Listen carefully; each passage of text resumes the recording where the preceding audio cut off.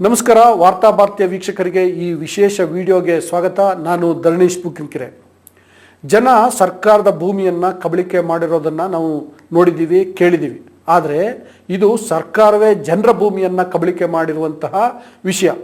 ಯಾಕೆ ಈಗ ಈ ವಿಷಯವನ್ನು ನಾವು ಪ್ರಸ್ತಾಪ ಮಾಡ್ತಿದ್ದೀನಿ ಅಂತಂದರೆ, ರಾಜ್ಯ ಸರ್ಕಾರ 2 ವರ್ಷ ಪೂರೈಸಿರುವ ಹಿನ್ನೆಲೆಯಲ್ಲಿ 1,11,111 ಕುಟುಂಬಗಳಿಗೆ ಹಕ್ಕುಪತ್ರ ವಿತರಣೆಯನ್ನು ಮಾಡಿ ಮಹಾನ್ ಸಾಧನೆ ಮಾಡಿದೆ ಅನ್ನೋ ರೀತಿಯಲ್ಲಿ ಬಿಂಬಿಸ್ಕೊಳ್ತಿದೆ.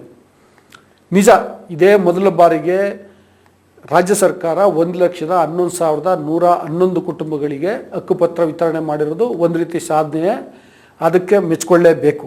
ಆದರೆ ಇದೇ ವೇಳೆ 30 ಲಕ್ಷ ಕುಟುಂಬಗಳಿಗೆ ಹಕ್ಕುಪತ್ರ ನೀಡದೆ ವಂಚನೆ ಮಾಡ್ತಿದೆ, ಸತಾಯಿಸ್ತಿದೆ. ಇವತ್ತು ಅದನ್ನು ಹೇಳ್ತೀನಿ. ಅದನ್ನು ಹೇಳೋ ಮುನ್ನ ನಿಮ್ಮಲ್ಲಿ ನಾನು ರಿಕ್ವೆಸ್ಟ್ ಮಾಡ್ತಿದ್ದೀನಿ, ನೀವಿನ್ನೂ ವಾರ್ತಾ ಭಾರತಿಯನ್ನು ಸಬ್ಸ್ಕ್ರೈಬ್ ಮಾಡಿಲ್ಲ ಅಂತಂದರೆ ದಯವಿಟ್ಟು ಸಬ್ಸ್ಕ್ರೈಬ್ ಮಾಡಿ, ಹಾಗೆ ಲೈಕ್ ಮಾಡಿ ಮತ್ತು ಶೇರ್ ಮಾಡಿ, ನಿಮ್ಮ ಅಭಿಪ್ರಾಯವನ್ನು ಕೂಡ ತಿಳಿಸಿ. ಇದು ಸರ್ಕಾರಕ್ಕೆ 2 ವರ್ಷ ಆಗಿರೋ ಹೊತ್ತಿನಲ್ಲಿ ಒಂದು ವಿಶೇಷ ಸರಣಿ ಅಷ್ಟೇ, ಅದಕ್ಕೋಸ್ಕರ ನಾನು ಇದನ್ನ ವಿಶೇಷ ವಿಡಿಯೋ ಅಂತ ಹೇಳಿದೆ. ಈಗ ವಿಡಿಯೋವನ್ನು ಶುರು ಮಾಡ್ತೀನಿ. ಈಗ ಸಾಧನೆಯ ಸಮಾವೇಶದಲ್ಲಿ 1,11,111 ಕುಟುಂಬಗಳಿಗೆ ಹಕ್ಕುಪತ್ರ ವಿತರಣೆ ಮಾಡಿದಾರಲ್ಲ ಸರ್ಕಾರ, ಅದಕ್ಕೆ ಮತ್ತೊಂದು ಸಲ ಅಭಿನಂದನೆಗಳು ಮತ್ತು ಭೂಮಿ ಪಡೆದ ಆ ಕುಟುಂಬದ ಪರವಾಗಿ ಧನ್ಯವಾದಗಳು.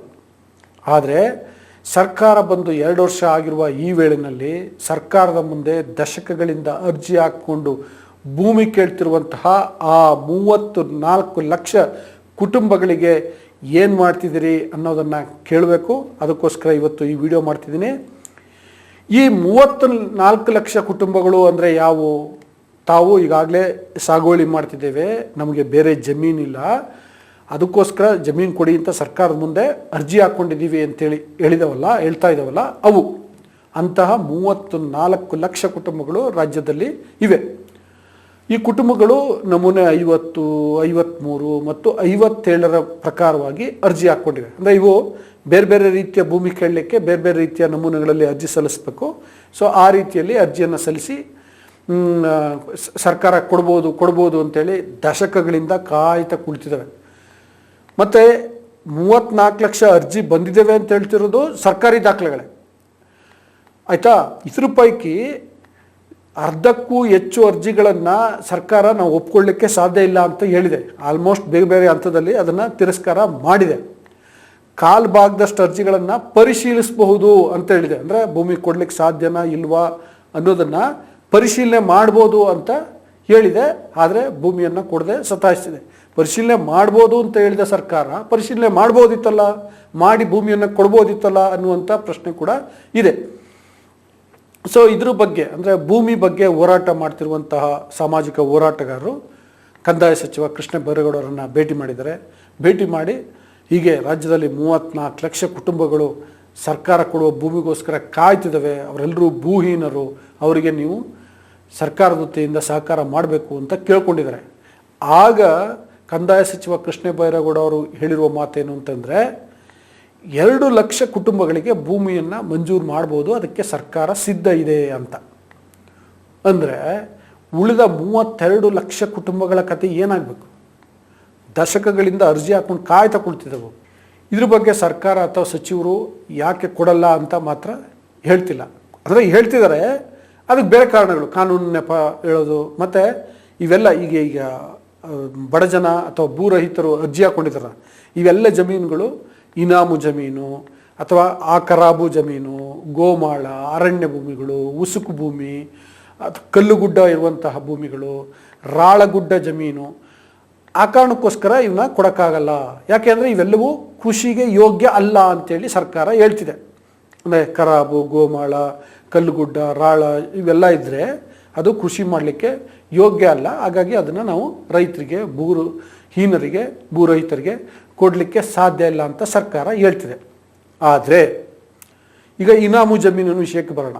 ಇನಾಮು ಜಮೀನು ಅಂದ್ರೇನು? ಅದು ಮಠಮಾನ್ಯಗಳ ಹೆಸರಲ್ಲಿ ಇದೆ, ಮಠಮಾನ್ಯಗಳ ಹೆಸರಲ್ಲಿ ಖಾತೆ ಇದೆ. ಆದರೆ ಸಾಗುವಳಿ ಮಾಡ್ತಿರುವಂಥವ್ರು ರೈತರು, ಭೂಮಿ ಇಲ್ಲದೆ ಇರುವಂಥವ್ರು. ಈಗ ಇದಕ್ಕೆ ಸ್ವಲ್ಪ ಕಾನೂನು ತೊಡಕುಗಳು ಇದ್ದಾವೆ. ಆದರೆ ಈ ಕಾನೂನುಗಳನ್ನು ನಿವಾರಿಸಿ ಆ ಭೂರಹಿತರಿಗೆ ಜಮೀನು ಕೊಡಬೇಕಲ್ವ, ಅದು ತಾನೇ ಸರ್ಕಾರದ ಕರ್ತವ್ಯ. ಅದೇ ರೀತಿ ಈಗ ಖರಾಬು ಜಮೀನು ವಿಷಯಕ್ಕೆ ಬರೋದಾದರೆ ಇದು ಕೂಡ ಸರ್ಕಾರದ ಅಧೀನದಲ್ಲಿರುತ್ತೆ. ಖರಾಬ್ ಜಮೀನು ಯಾವಾಗಲೂ ಸರ್ಕಾರದ ಅಧೀನದಲ್ಲಿರುತ್ತೆ. ಹಿಂದೆ ಅದನ್ನು ಖರಾಬು ಇದು ಕೃಷಿ ಮಾಡಲಿಕ್ಕೆ ಯೋಗ್ಯ ಅಲ್ಲ ಅನ್ನೋ ಕಾರಣಕ್ಕೋಸ್ಕರ ಖರಾಬು ಅಂತೇಳಿ ಕನ್ಸಿಡರ್ ಮಾಡ್ತಾರೆ. ಅಂದರೆ ಅಲ್ಲೇನೋ ಅತಿಯಾದಂತಹ ನೀರಿರುತ್ತೆ, ಶೀತ ಇರುತ್ತೆ, ಅಥವಾ ಕಲ್ಲುಗಳು ಜಾಸ್ತಿ ಇರ್ತವೆ. ಆ ಕಾರಣಕ್ಕೋಸ್ಕರ ಅದನ್ನು ಕೃಷಿ ಮಾಡಲಿಕ್ಕೆ ಸಾಧ್ಯ ಇಲ್ಲ ಅಂಥೇಳಿ ಖರಾಬು ಅಂತ ಕಳೆದಿರ್ತಾರೆ. ಅದು ಸರ್ಕಾರದ ಹೆಸರಿನಲ್ಲಿ ಇರುತ್ತೆ. ಆದರೆ ಕ್ರಮೇಣ ಏನು ಮಾಡ್ಕೊಂಡಿದ್ದಾರೆ ಅಂತಂದರೆ ಭೂ ಇಲ್ಲದೆ ಇರುವಂಥವರು ರೈತರು ಅವ್ರೇನು ಮಾಡಿದ್ದಾರೆ ಅಂತಂದರೆ ಅಲ್ಲಿರುವಂಥ ಕಲ್ಲುಗಳನ್ನು ಒಪ್ಪ ಮಾಡಿ ತೆಗೆದು ಹೊರಕ್ಕಾಕಿ, ಅಥವಾ ನೀರು ಅಲ್ಲಿಗೆ ತುಂಬ ನೀರು ಬರ್ತಿದೆ ಅಂತಂದರೆ ಆ ನೀರಿನ ಮೂಲವನ್ನು ಬದಲಾವಣೆ ಮಾಡಿ ಅಲ್ಲಿಗೆ ಅತಿ ಹೆಚ್ಚು ನೀರು ಬರ್ದಿರೋ ರೀತಿ ಮಾಡಿ ಅದನ್ನು ಈಗ ಕೃಷಿಗೆ ಯೋಗ್ಯ ಅನ್ನೋ ರೀತಿಯಲ್ಲಿ ಕನ್ವರ್ಟ್ ಮಾಡಿದ್ದಾರೆ. ಭೂಮಿ ಇಲ್ಲ ಅನ್ನೋ ಕಾರಣಕ್ಕೋಸ್ಕರ ಅವ್ರು ಹಂಗೆ ಮಾಡ್ಕೊಂಡಿದ್ದಾರೆ. ಹಾಗೆ ಸಾಗುವಳಿ ಮಾಡ್ತಿದ್ದಾರೆ. ಸಾಗುವಳಿ ಮಾಡ್ತಾ ಮಾಡ್ತಾ ಸರ್ಕಾರದ ಮುಂದೆ ಅರ್ಜಿ ಹಾಕ್ಕೊಂಡಿದ್ದಾರೆ, ನಾವು ಹಿಂಗೆ ಮಾಡ್ತಿದ್ದೀವಿ, ಈ ಭೂಮಿಯನ್ನು, ಈ ಖರಾಬ್ ಭೂಮಿಯನ್ನು ನಮ್ಮ ಹೆಸ್ರಿಗೆ ಮಾಡಿಕೊಡಿ ಅಂತ. ಇದೇ ರೀತಿ ಉಸುಕು ಭೂಮಿಗಳು ಅಥವಾ ಕಲ್ಲುಗಡ್ಡ ಭೂಮಿಗಳು ಅಥವಾ ರಾಳಗುಡ್ಡ ಭೂಮಿಗಳು ಅಂದರೆ ಒಂದು ಸೆಕೆಂಡ್ ಕಲ್ಲು ಗುಡ್ಡ ಅಂತಲೇ ಕರಿಬೇಕಾಗುತ್ತೆ. ಅದು ಕೆಲವು ಪ್ರದೇಶಗಳಲ್ಲಿ ಮಾತ್ರ ಹಾಗೆ ಕರೀತಾರೆ. ಇದಕ್ಕೂ ಸರ್ಕಾರ ಹೇಳೋದೇನು ಅಂತಂದರೆ ಇವು ಕೃಷಿಗೆ ಯೋಗ್ಯ ಅಲ್ಲ, ಅದಕ್ಕೆ ನಾವು ಕೊಡಕ್ಕೆ ಬರಲ್ಲ ಅಂತ. ಅಂದರೆ ಒನ್ಸ್ ಅಗೇನ್ ಈ ಭೂಮಿಗಳನ್ನು ಕೂಡ ಕ್ರಮೇಣ ರೈತರು, ಭೂಮಿ ಇಲ್ಲದೆ ಇರೋರು ಅದನ್ನು ಒಂದು ಒಪ್ಪ ಮಾಡಿಕೊಂಡು ಮಟ್ಟ ಮಾಡಿಕೊಂಡು ಅಲ್ಲಿಗೆ ನೀರು ಬರುವ ರೀತಿಯಲ್ಲಿ ಮಾಡಿಕೊಂಡು, ಅತಿ ಹೆಚ್ಚು ನೀರು ಬರ್ತಿದ್ರೆ ಬರದೇ ಇರೋ ರೀತಿಯಲ್ಲಿ ಮಾಡಿಕೊಂಡು ಕೃಷಿಗೆ ಯೋಗ್ಯವಾಗುವಂತಹ ಭೂಮಿಯನ್ನಾಗಿ ಪರಿವರ್ತಿಸಿದ್ದಾರೆ, ಸಾಗುವಳಿ ಮಾಡ್ತಿದ್ದಾರೆ. ಆದರೆ ಅದಕ್ಕೆ ಹಕ್ಕುಪತ್ರ ಕೊಡಲಿಕ್ಕೆ ಮಾತ್ರ ಸರ್ಕಾರ ಮುಂದಾಗ್ತಿಲ್ಲ. ಇನ್ನು ಅರಣ್ಯ ಜಮೀನಿನ ವಿಷಯಕ್ಕೆ ಬಂದರೆ ಇದು ಸ್ವಲ್ಪ ಬೇರೆ ಥರದ ಪ್ರಕರಣ.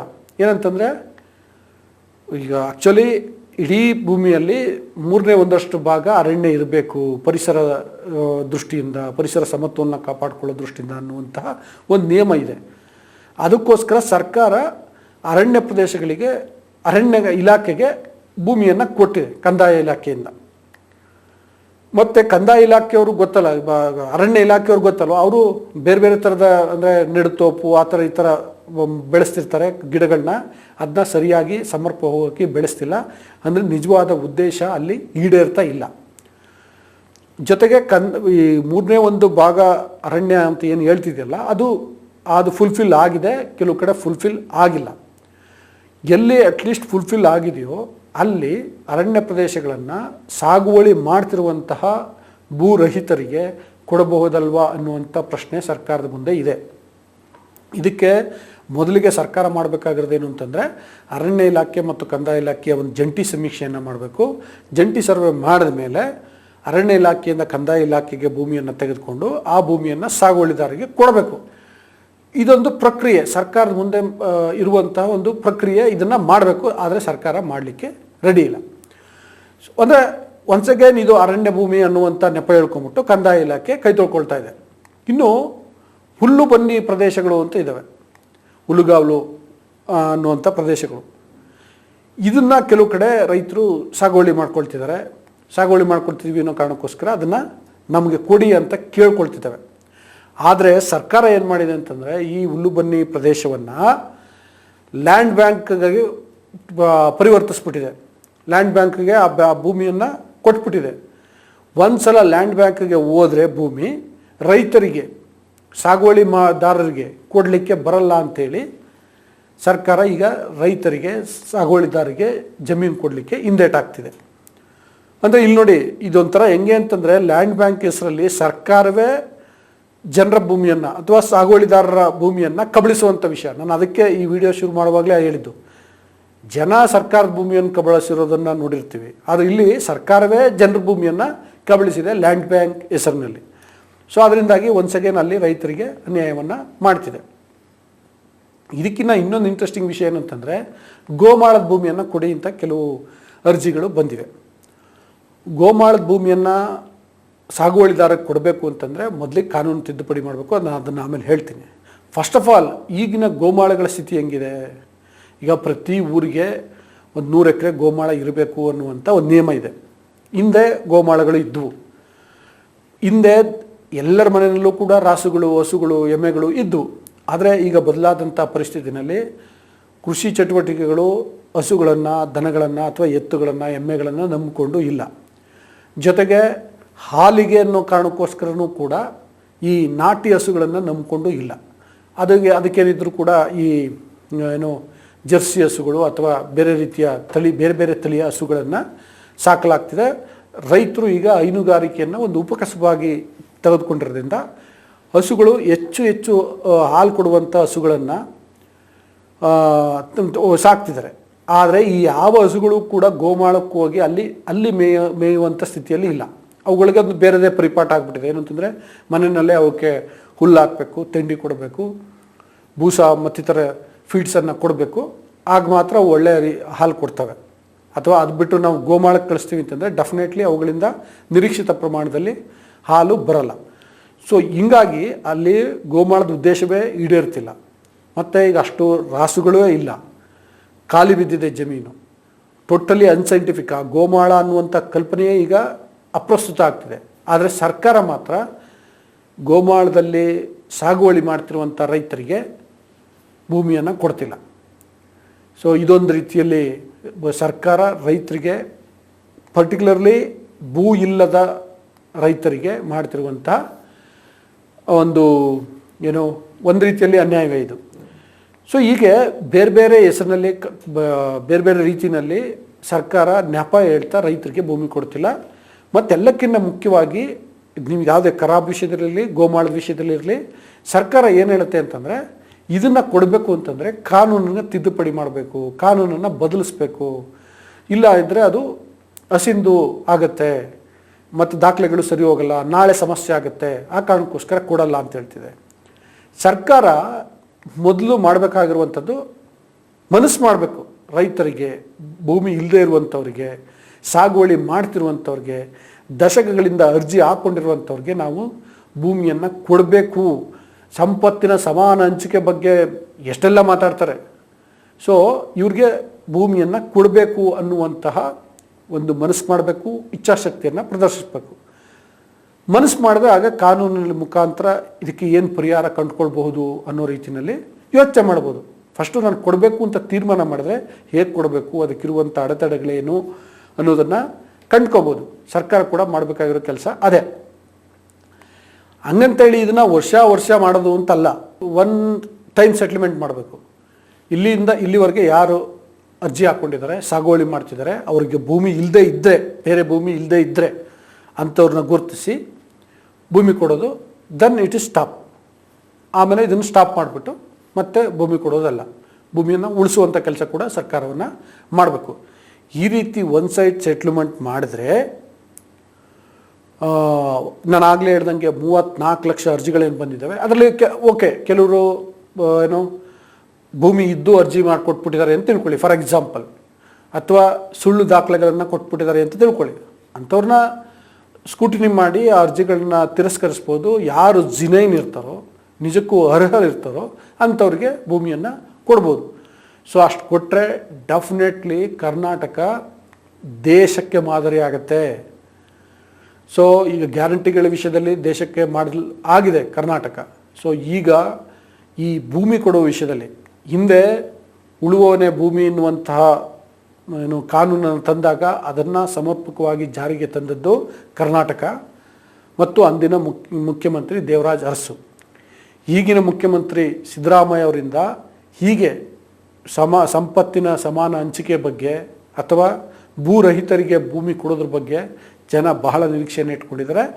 ಜೊತೆಗೆ ಕಂದಾಯ ಸಚಿವ ಕೃಷ್ಣ ಬೈರೇಗೌಡರ ಮೇಲೂ ಕೂಡ ಅಂಥದ್ದೇ ನಿರೀಕ್ಷೆಯನ್ನು ಇಟ್ಕೊಂಡಿದ್ದಾರೆ. ಕೃಷ್ಣ ಬೈರೇಗೌಡರು ಬೇರೆ ಈ ಕಂದಾಯ ಇಲಾಖೆಯಲ್ಲಿದ್ದಂತಹ ಬೇರೆ ಬೇರೆ ಸಮಸ್ಯೆಗಳನ್ನು ಬಗೆಹರಿಸೋದ್ರಲ್ಲಿ ಕೆಲವು ದಿಟ್ಟ ಹೆಜ್ಜೆಗಳನ್ನು ಇಟ್ಟಿದ್ದಾರೆ. ಜೊತೆಗೆ ಭೂಮಿ ಕೊಡೋದ್ರಲ್ಲೂ ಕೂಡ ಅವರು ಒಂದು ಪ್ರಾಂಜಲ ಮನಸ್ಸಿನಿಂದ ಕೆಲಸ ಮಾಡಬೇಕು ಅಂತ ಹೇಳ್ತಾ ಇವತ್ತಿನ ಈ ವಿಡಿಯೋವನ್ನು ಮುಗಿಸ್ತಿದ್ದೀನಿ. ನಾನು ಆಗಲೇ ಹೇಳ್ದಂಗೆ ಸರ್ಕಾರ ಬಂದು 2 ವರ್ಷ ಆದ ಹಿನ್ನೆಲೆಯಲ್ಲಿ ಸರ್ಕಾರ ಮಾಡಲೇಬೇಕಾಗಿರುವಂಥ ಜವಾಬ್ದಾರಿಯನ್ನು ನೆನಪಿಸೋದು ಪತ್ರಕರ್ತರಾದಂತಹ ನಮ್ಮಂಥವರ ಕರ್ತವ್ಯ. ಆ ಕಾರಣಕ್ಕೋಸ್ಕರ ಈ ವಿಡಿಯೋ ಮಾಡಿದ್ದೀನಿ. ಈ ವಿಡಿಯೋ ನಿಮಗೆ ಇಷ್ಟ ಆಗುತ್ತೆ ಅಂತ ಅಂದ್ಕೊಂಡಿದ್ದೀನಿ. ವೀಕ್ಷಕರೇ, ಇಷ್ಟ ಆಗಿದೆ ದಯವಿಟ್ಟು ವಾರ್ತಾಭಾರತಿಯನ್ನು ಸಬ್ಸ್ಕ್ರೈಬ್ ಮಾಡಿ, ಹಾಗೆ ಲೈಕ್ ಮಾಡಿ, ಶೇರ್ ಮಾಡಿ, ನಿಮ್ಮ ಅಭಿಪ್ರಾಯವನ್ನು ತಿಳಿಸಿ. Thank you.